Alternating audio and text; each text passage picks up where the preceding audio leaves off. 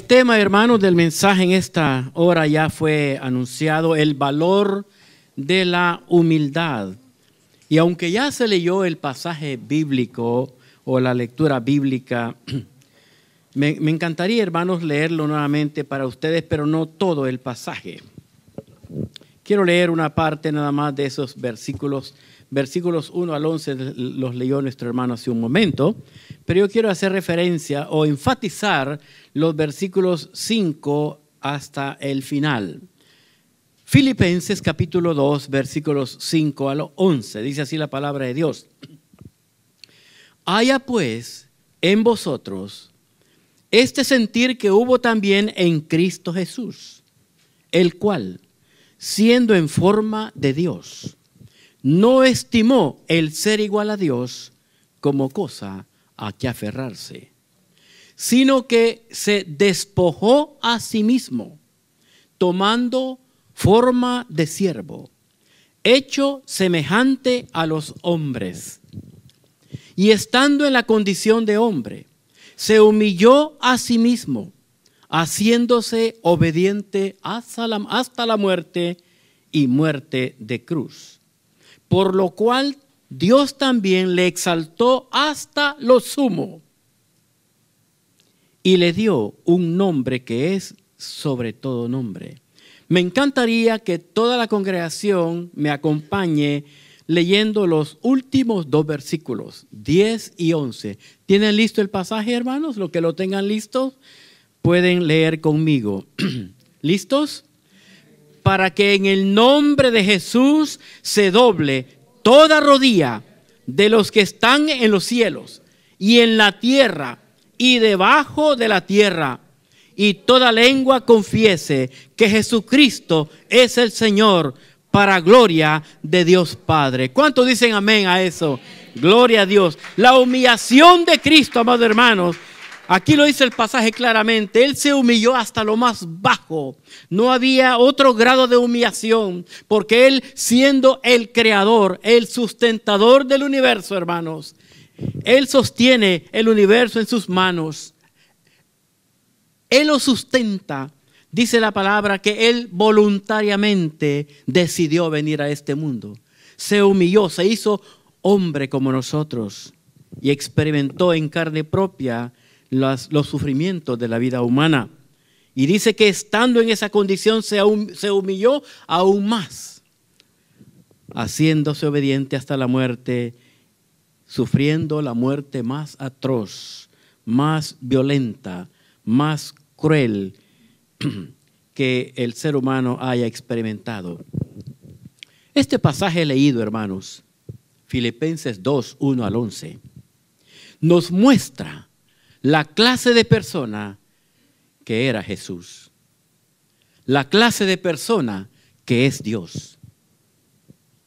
No hay duda que Cristo fue manso y humilde durante su vida y ministerio entre los hombres. Él mismo lo declaró en el Evangelio según San Mateo capítulo 11, versículos 28 al 30. Los leeré para ustedes. Venid a mí, dijo Él, los que estáis trabajados y cargados, y yo os haré descansar. Llevad mi yugo sobre vosotros y aprended de mí, dijo el Señor. Aprended de mí, que soy manso y humilde de corazón. Ahí está el secreto.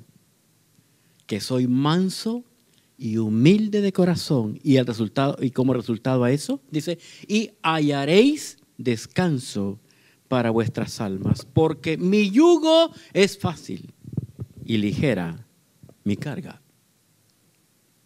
Esta declaración de Jesús nos enseña claramente que la humildad es necesaria, vital para caminar en la vida.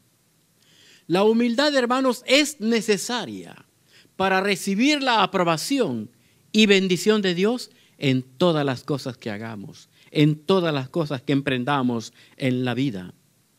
La humildad es una virtud que nos ayuda a comportarnos del mismo modo, ya sea en el éxito o el fracaso, en la alegría o la tristeza, en la abundancia o la escasez, en salud o en la enfermedad, etcétera, etcétera. Lo opuesto a la humildad es la soberbia. La soberbia es esa prepotencia en la rutina diaria que muestra una forma de superioridad ante los demás. Lo diré otra vez. La soberbia es esa prepotencia en la rutina diaria que muestra una forma de superioridad ante los demás. La soberbia manifiesta el deseo de ser preferido por otros, basándose en la satisfacción de la propia vanidad y del ego, del yo. La soberbia es una actitud orgullosa de la persona que se envanece a sí misma. Hermanos queridos, la soberbia no es buena porque al final conduce a nuestra propia destrucción. Creo que ustedes ya han leído Ezequiel capítulo 28 e Isaías capítulo 14. Ahí se describe al Lucifer, ese querubín grande protector que Dios creó. Se cree que Lucifer, pues antes era el que se encargaba de dirigir la alabanza celestial, un querubín. Pero ¿qué pasó en su corazón? Se llenó de orgullo, se ensoberbeció y quiso ser semejante a Dios. He aquí, dijo él, sobre las alturas subiré y seré semejante al Altísimo. Por eso Dios lo echó por tierra y multitudes de demonios le acompañaron en su caída. Dios, pues, rechaza, resiste a los soberbios, pero da gracia a los humildes. En Santiago capítulo 4, versículo 6, leemos eso. Y el apóstol Pedro en su primera epístola, capítulo 5, versículo 5, refiriéndose a lo mismo escribió: igualmente jóvenes, estad sujetos a los ancianos, y todos, dice, y todos sumisos unos a otros. Me encanta lo que sigue.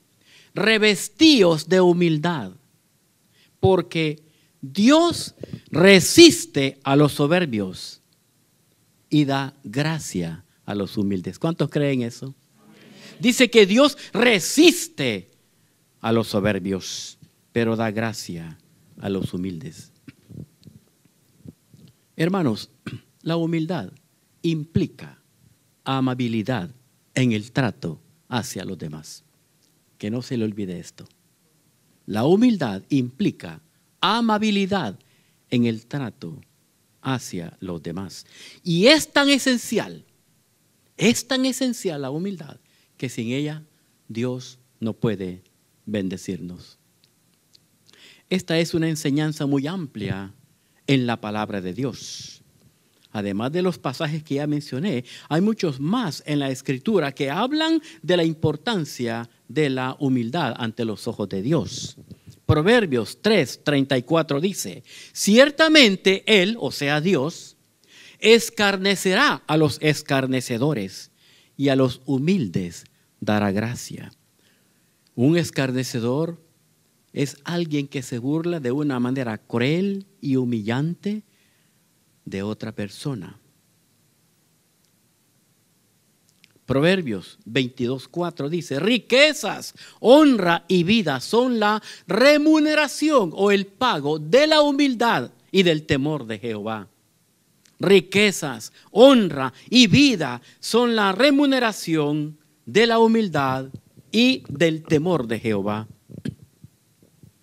Un pasaje más, o dos más. Salmo 25, versículos 8 y 9, dice así la palabra: bueno y recto es Jehová, por tanto, Él enseñará a los pecadores el camino.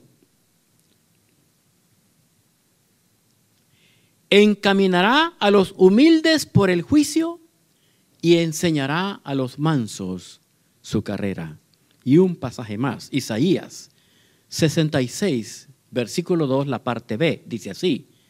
Pero a este miraré, dice el Señor, al que es humilde y contrito de espíritu y que tiembla ante mi palabra. Gloria a Dios por eso. Pero a este miraré, dice el Señor, al que es humilde de espíritu. Humilde y contrito de espíritu y que tiembla ante mi palabra. Hemos visto, pues, hermanos, claramente que Dios ama, bendice y prospera a los humildes. Para el mundo, las personas humildes no pueden triunfar en la vida, pero sí para Dios. Para Dios podemos triunfar. Amén. Antes de continuar, hermanos, creo que es importante hablar un poquito acerca de lo que no es la humildad. Ser humilde no es andar malamente vestidos, cabizbajos, hombros caídos y caras tristes o alargadas. Si un poco de ceniza en la frente, eso no ayuda en nada tampoco, eso no refleja humildad. Algunas personas relacionan la humildad con el hecho de negarse a reclamar aquellos derechos que legítimamente les corresponden. Piensan de manera equivocada que hay que soportar con paciencia todo lo que la otra persona les haga o les diga. Y hay algunos, hasta el colmo se puede decir, llegan hasta el colmo, que admiten responsabilidad por algo que nunca hicieron, por algo malo que nunca hicieron. Es que yo soy humilde, mejor que digan que yo soy culpable. No, eso no es humildad, es ser bobo. Eso es ser bobo.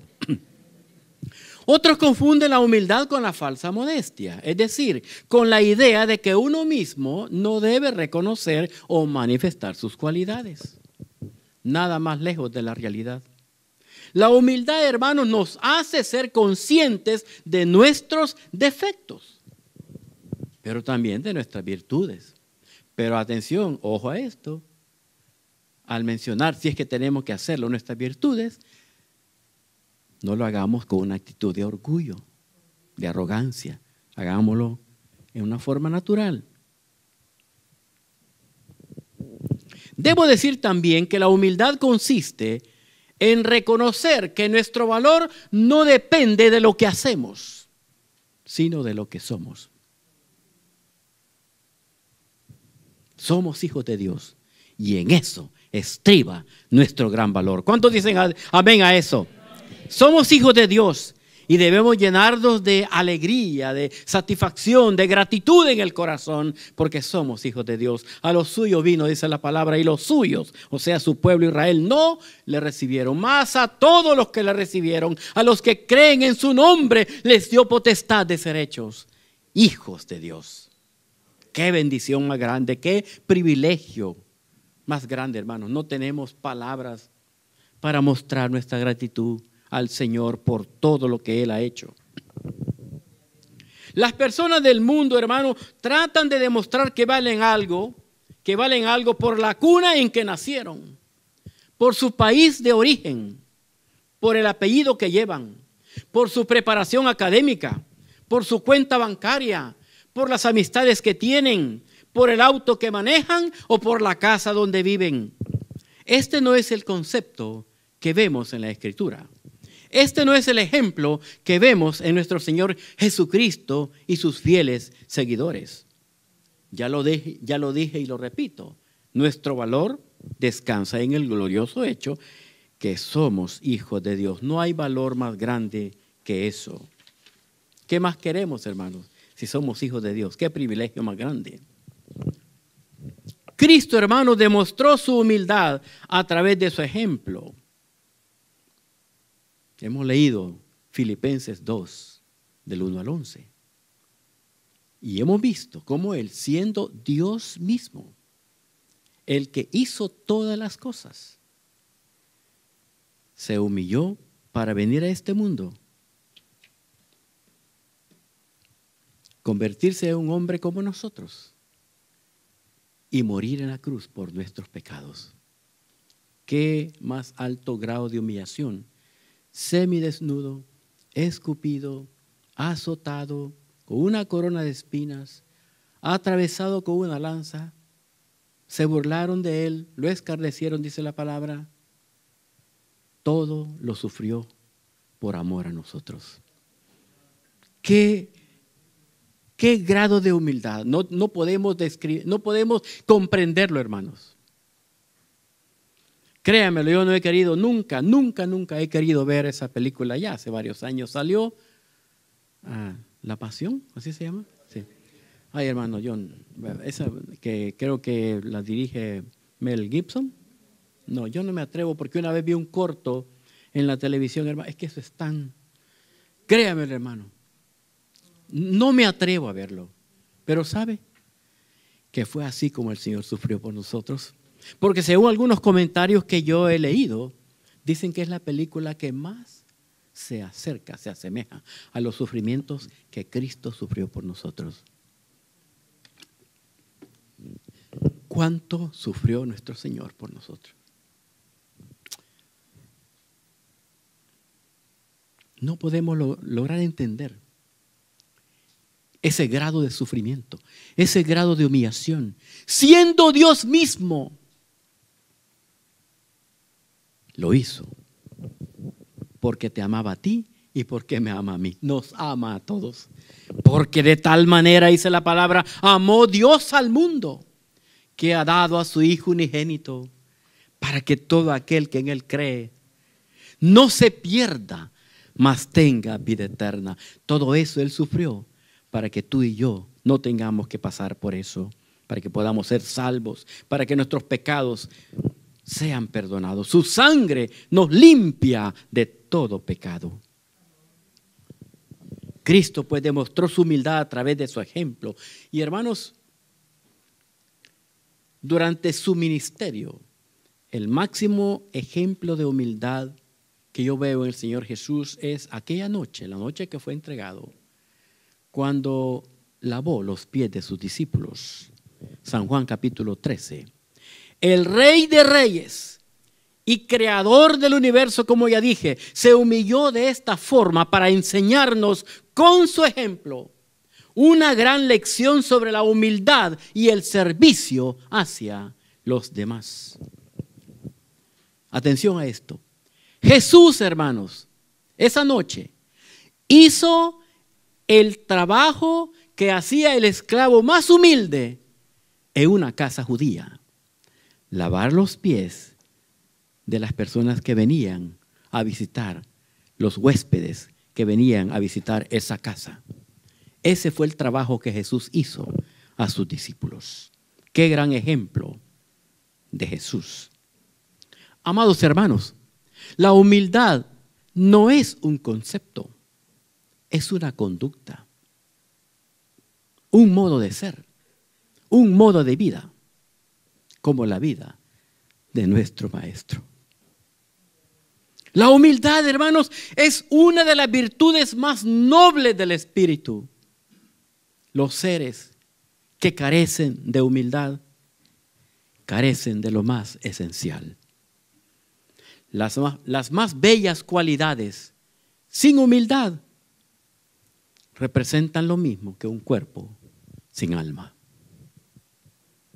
Las más bellas cualidades sin humildad representan lo mismo que un cuerpo sin alma.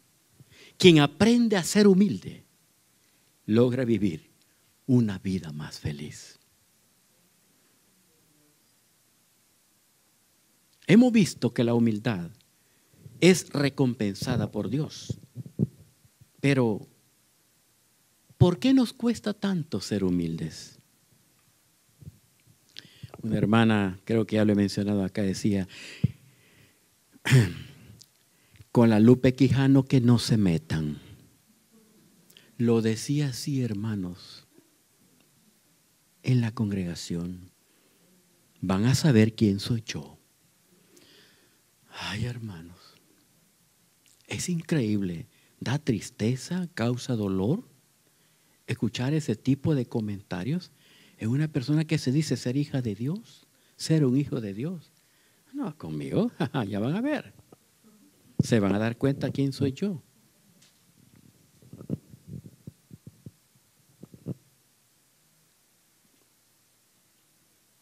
¿Por qué nos cuesta tanto ser humildes? La Biblia habla de ser humildes, de someternos, de aceptar corrección y todo eso lo sabemos, pero ¿por qué nos cuesta tanto vencer el orgullo? ¿Por qué nos cuesta reconocer cuando fallamos, cuando nos equivocamos? ¿Por qué queremos siempre justificarnos? ¿Por qué no queremos ceder el mejor lugar a otro? ¿Por qué nos cuesta tanto perdonar a aquel que nos ofende?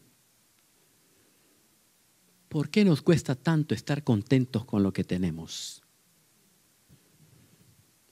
Creo que usted tendrá sus respuestas ante estas preguntas, pero personalmente creo que si no podemos vencer esas cosas es porque una de las razones principales, hermanos, es porque aún hay orgullo e insatisfacción en nuestros corazones.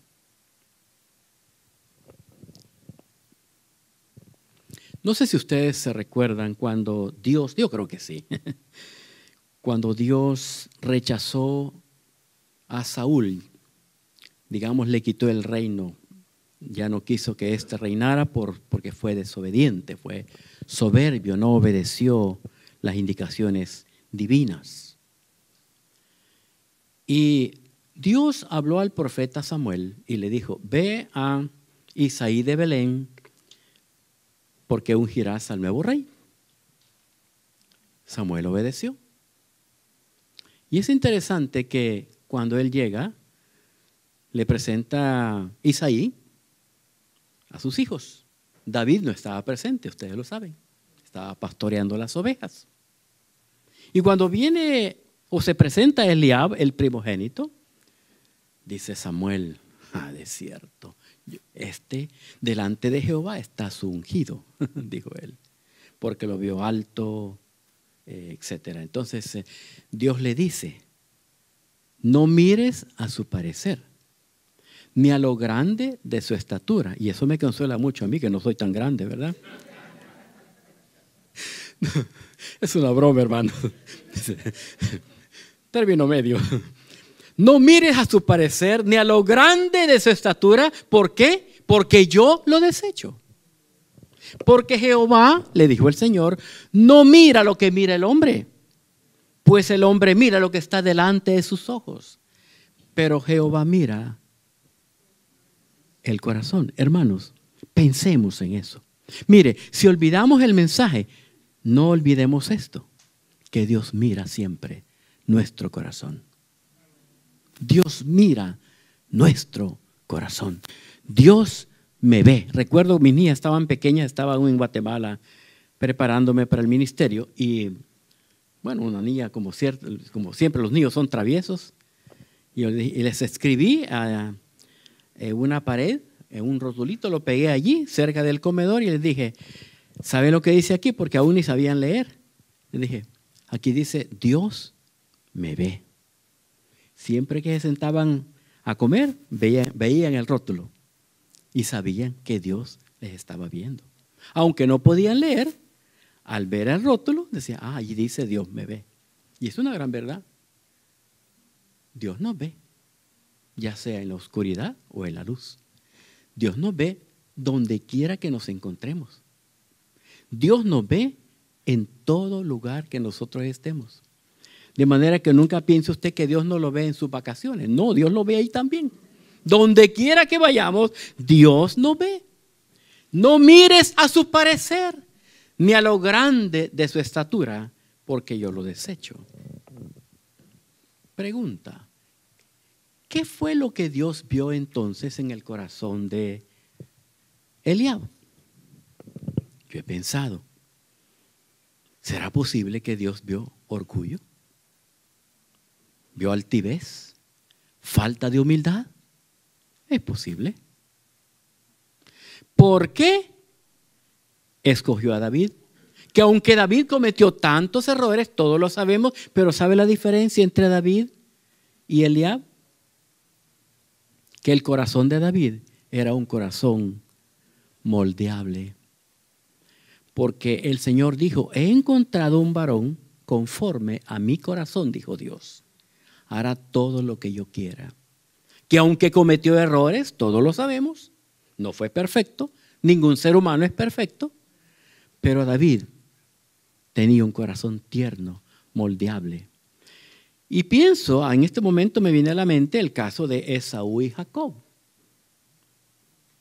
Esaú tenía una actitud soberbia y lo demostró durante su vida, a tal grado que incluso menospreció su primogenitura por un plato de comida. Y Jacob, aunque fue un gran mentiroso, todos lo sabemos, pero también tenía un corazón moldeable. Y Dios, cuando regresa de Padán Aram, después de esos 20 años que se fue huyendo para que su hermano no lo matara, Dios le cambió su corazón. Ya no será más tu nombre Jacob, sino Israel. Israel será tu nombre. Un príncipe con Dios. Jacob, el engañador, el mentiroso. Hermanos, eso solo Dios lo puede hacer. Solo Dios puede cambiar nuestro corazón. Entonces, hermanos, esa es la situación.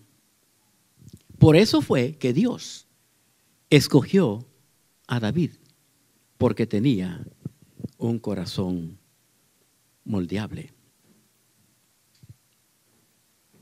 Entonces, volviendo a las preguntas, ¿por qué nos cuesta tanto ser humildes? ¿Por qué nos cuesta tanto vencer el orgullo? ¿Por qué nos cuesta reconocer cuando fallamos? ¿Por qué no queremos ceder el mejor lugar a otro? ¿Por qué nos cuesta perdonar a aquel que nos ofende? Es posible que aún hay orgullo, hay falta de humildad, hay falta de mansedumbre en nuestro corazón. Y hermanos, si nos ponemos a pensar en todo lo que Dios nos ha perdonado, hermanos, si yo les contara a ustedes todo lo que yo hacía cuando no conocía al Señor, me da pena, fíjese. Créamelo, hermano, me da pena. Me da pena.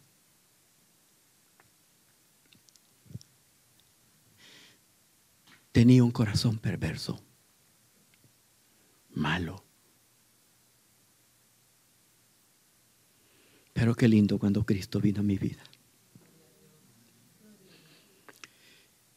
Como dice la palabra, que a quien se le perdona mucho, agradece mucho más que a aquel que se le perdona poco. Yo soy uno de esos, a quienes el Señor le perdonó mucho. Por eso mi corazón está agradecido con Él, como creo que está agradecido su corazón también, hermano. Porque todos hemos fallado ante el Señor. Todos hemos hecho cosas de las cuales nos avergonzamos. La palabra de Dios, hermanos, nos ha hablado acerca, pues, de la importancia de la humildad. Hermanos queridos, creo que seremos mansos y humildes de corazón en la medida que andemos más cerca de Jesús. Jesús es nuestro modelo, nuestro líder y gran ejemplo a seguir. Lo conoceremos más en la medida que dediquemos más tiempo en la lectura de su palabra. La oración es otro elemento tan importante para conocer más a Jesús. Si hay en nosotros esa actitud arrogante, hay falta de mansedumbre, falta de humildad, pidámosle al Señor que cambie nuestro corazón. Porque el Señor, hermanos, está siempre atento a nuestras oraciones. Cada uno de nosotros conoce su debilidad o sus debilidades. Vayamos en oración al Señor. Señor, tengo este problema, quiero cambiar con tu ayuda. Ayúdame, solo no puedo hacerlo. Pero sé, Señor, que con tu ayuda todo es posible.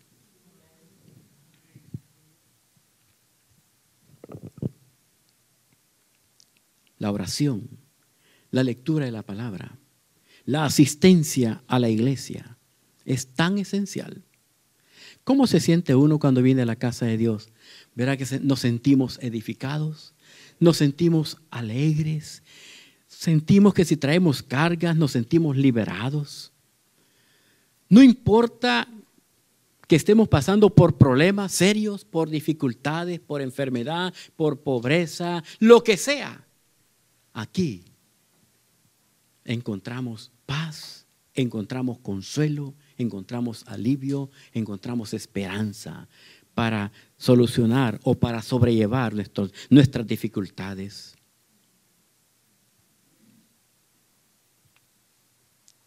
Concluyo mi mensaje con 3 pensamientos sobre la humildad. Los instrumentos de Dios siempre son humildes. Dios enriquece el alma que se despoja de todo. Y número 3, para hacerse grande hay que comenzar por hacerse pequeño. Como ha sido corto el mensaje, quiero repetir estos 3 conceptos para ustedes. Los instrumentos de Dios son siempre humildes. Dios enriquece el alma que se despoja de todo. Para hacerse grande, hay que comenzar con hacerse pequeño. ¿Cuándo dicen amén a eso? Cerremos nuestros ojos. Amado Padre Celestial, reconocemos que necesitamos de tu ayuda para ser humildes, para ser mansos. Tú dijiste, Señor, y aprended de mí que soy manso y humilde de corazón, y hallaréis descanso para vuestras almas. Qué interesante que la mansedumbre y la humildad está relacionada con el descanso, con la paz, con la tranquilidad, con el gozo, con la bendición, con la prosperidad. Como hemos visto, Señor, en tu palabra que tú resistes a los soberbios, pero das gracia a aquellos con un corazón humilde. Ayúdanos a ser humildes en nuestro diario caminar. Que podamos aplicar, Señor, estos conceptos que hemos escuchado hoy en nuestro diario vivir, en nuestro diario caminar. Cuando nos veamos confrontados con una ofensa por algo que dijeron que no nos gustó, tengamos el suficiente control de nuestras emociones para no responder de la misma forma o actuar de la misma manera. Ayúdanos, porque todos necesitamos de tu ayuda, Señor. Tú dijiste unas palabras tan hermosas, que separados de ti nada podemos hacer. Uno puede decir quiero ser humilde, pero sin tu ayuda no lo podemos lograr. Necesitamos de ti, Señor. Bendice a tu pueblo. Ayúdanos en nuestra relación como esposos, en nuestra relación como padres, como padres e hijos, en nuestra relación con nuestros hermanos en la fe, con nuestros vecinos, con nuestros amigos, con nuestros compañeros de trabajo, que puedan ver en nosotros a alguien totalmente diferente, que no reacciona, que no actúa, que no se conduce como aquellos que todavía no te conocen. Gracias por el milagro que has hecho en nuestras vidas. Gracias por el perdón de nuestros pecados, por la salvación de nuestra alma, y porque sabemos que si morimos hoy, tu palabra nos garantiza que nos espera la vida eterna. El que cree en el Hijo, dice tu palabra, tiene vida eterna. Mas el que rehúsa creer en el Hijo no verá la vida, sino que la ira de Dios está sobre él.